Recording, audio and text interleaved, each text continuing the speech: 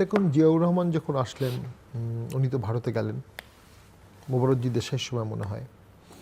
মোরারজি দেশাইও দেশাই এসেছিলেন। এরপরে ভোট হলো, ওই ভোটে কিন্তু আওয়ামী লীগ ছিল। ইভেন ইন্দিরা গান্ধী যখন প্রাইম মিনিস্টার তখনও জিয়াউর রহমান ভারত তখন সফরে গেছে। আচ্ছা, হতে পারে। তখন কিন্তু সে ভোটে আওয়ামী লীগ এসেছিল। তখনকার জনগণ বা স্ট্যাবলিশমেন্ট তারা কিন্তু ঠিক আওয়ামী লীগের জন্য তখনও খুব একটা ফ্রেন্ডলি ছিল না, এবং জামাতকেও রিভাইভ করলেন জিয়াউর রহমান প্র্যাকটিক্যালি ধর্মভিত্তিক রাজনীতি আইডিয়াল নামে, ইসলামিক ডেমোক্রেটিক লীগ নামে তারা। সো একটা সমঝোতা হলো আর কি। 91তেও একটা সমঝোতা হলো, 4 দলীয় জোটের দুদুভাই।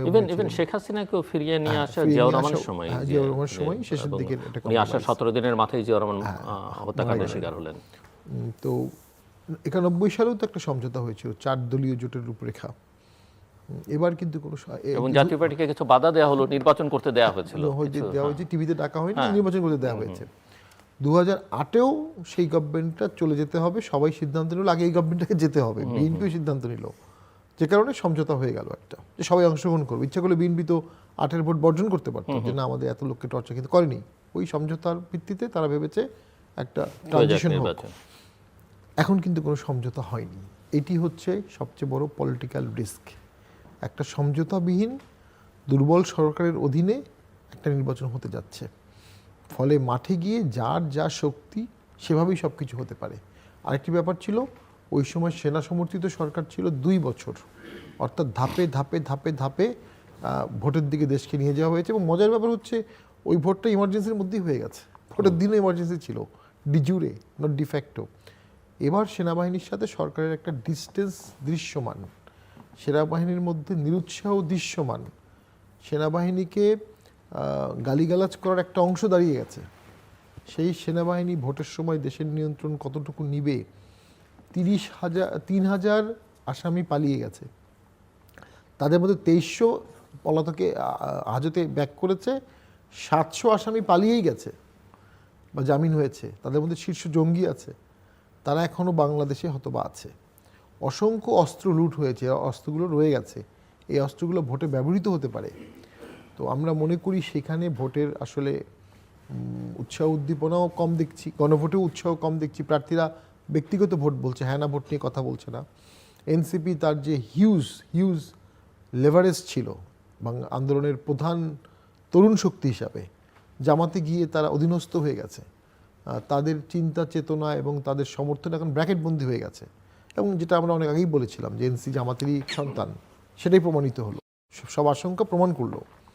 তাহলে এখন এই যে গণভোট বা এই বিষয়গুলোতে যে উৎসাহ নিয়ে কাজ করবে, সেরকম কোনো বড় শক্তি আপাত দৃষ্টিতে আমরা দেখছি না।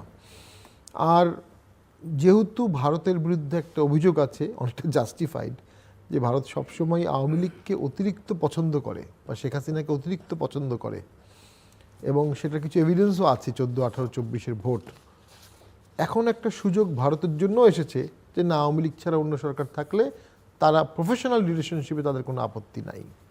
আবার যদি আমরা ধরে নিই বিএনপি ক্ষমতায় আসবে, যেটা একটা সম্ভাবনা অবশ্যই আছে, বিএনপি প্রতিবারই জামাতকে নিয়ে বা ইসলামিক দলকে নিয়ে বা তীব্রভাবে অ্যান্টি ইন্ডিয়ান শক্তিকে সাথে নিয়ে ভোটে জয়লাভ করত, এবং তার পলিটিক্সে অ্যান্টি ইন্ডিয়ান থাকতো।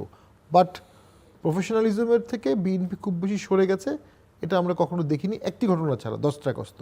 এই একটি ঘটনায় আমি বলবো, মানে ফরেন পলিসির বাইরে, সেটা হয়তো সরকারের শীর্ষ মহলের নলেজও ছিল না। এবার বিএনপি সুযোগ পেয়েছে, সে ইসলামিক শক্তিগুলো জামাত ছাড়াই ভোট করবে, যদি জামাত বিএনপির দ্বন্দ্বটা আমরা মনে করি জেনুইন হয়ে থাকে, এবং তার পক্ষে কিন্তু প্রফেশনালি ভারতের সাথে মর্যাদাপূর্ণ বন্ধুত্বপূর্ণ সম্পর্কের সুযোগ তৈরি হয়েছে। তো সেটা দুই পক্ষের জন্য একটা সুযোগ, যেটা দেশের সাথে কাজে লাগতে হবে। এই সুযোগটা 30-40 বছর পরে একবার হয়তো বা এসেছে, সেটা কাজে লাগাতে হবে এবং সেটা দিয়ে দেশের অর্থনীতিটাকে দাঁড়া করাতে হবে। আমাদের ভারতের উপর ডিপেন্ডেন্সি আছে, ভারতেরও আমাদের উপর ডিপেন্ডেন্সি আছে। এই 16 কোটি লোকের দেশ যদি চরম অ্যান্টি ইন্ডিয়ান হয়, এটা ভারতের জন্য একটা চরম মিলিটারি ক্রাইসিস ক্রিয়েট করবে, এবং আধুনিক বিশ্বে বোম মেরে কোনো সমস্যার সমাধান করা সম্ভব না, আর্মি পাঠিয়ে কোনো সমস্যার সমাধান করা সম্ভব না। Democratic transition, people to people relation, সেটার ক্ষেত্রে সামনের সরকার কাজ করবে। এবং অর্থনৈতিকভাবে আমরা মনে করি আমাদের অনেক লোক চিকিৎসায় ভারতে যায়, এ বিষয়ে ভারতের আরও উদার হওয়া উচিত, ভিসাগুলো দেওয়া উচিত। ভিজিট ভিসা বন্ধ হয়ে গেছে, ভিজিট ভিসার সাথে অনেকের কর্ম নির্ভরশীলতা আছে, সেগুলো বাড়ানো উচিত। ভারতকে দেখাতে হবে তারা এই দেশের মানুষের সাথে বন্ধুত্ব চায়, কোনো একটি দলের সাথে না। তো সেই ক্ষেত্রে আমরা মনে করি জনাব তারেক জিয়া দীর্ঘদিন বিদেশে ছিলেন, তুলনামূলক তরুণ, এবং তিনি এখন যথেষ্ট প্রজ্ঞাবান, এবং তার কথাবার্তার মধ্যে আমরা ইনক্লুশন দেখতে পাচ্ছি, অস্থিরতা দেখতে পাচ্ছি না। আমার বিশ্বাস উনি দেশ গঠনের রাজনীতি করবেন। ওনাকে অভিনন্দন, উনি পূর্ণাঙ্গ চেয়ারম্যান হিসেবে বিএনপির দায়িত্ব নিয়েছেন। দেশ বাঁচানোর দায়িত্ব তার উপর পড়ে গেছে। তার ছোট ভুলে দেশ ধ্বংস হয়ে যাবে, দেশ কিন্তু খাদের কিনারে আছে, আর তার ধৈর্যশীলতা এবং অন্তর্ভুক্তি দেশকে বাঁচাবে। এখন সেটা তাকেই চয়েস করতে হবে তিনি কোন দিকে যাবেন। শামসুজ্জামান দুদু, হতাশ হওয়ার কিছু নেই, না নির্বাচনে, না আগামী ভবিষ্যৎ নির্ধারণে। আশা তো বাঁচিয়ে রাখতে হবে, যে ঘটনা যাই ঘটুক, কারণ আশা না থাকলে এই মানুষ কারণে বাঁচে না। বলছি যে আমাদের একটা গণঅভ্যুত্থানের প্রেক্ষাপট আছে। সেই গণঅভ্যুত্থান এমন একটা সময় সংগঠিত হয়েছিল যখন এরকম একটা ন্যারেটিভ তৈরি হয়ে গেছিল, আর বোধহয় 41 সালের আগে কোনো পরিবর্তন হবে না। এই ধরনের সময় কিন্তু 24-এ 36 দিনের যে আন্দোলন, আমি যে এটাকে 5036 দিন বলি, কারণ শুধু 36 না, তার আগে 16 বছরের একটা লাগাতার আন্দোলন ছিল।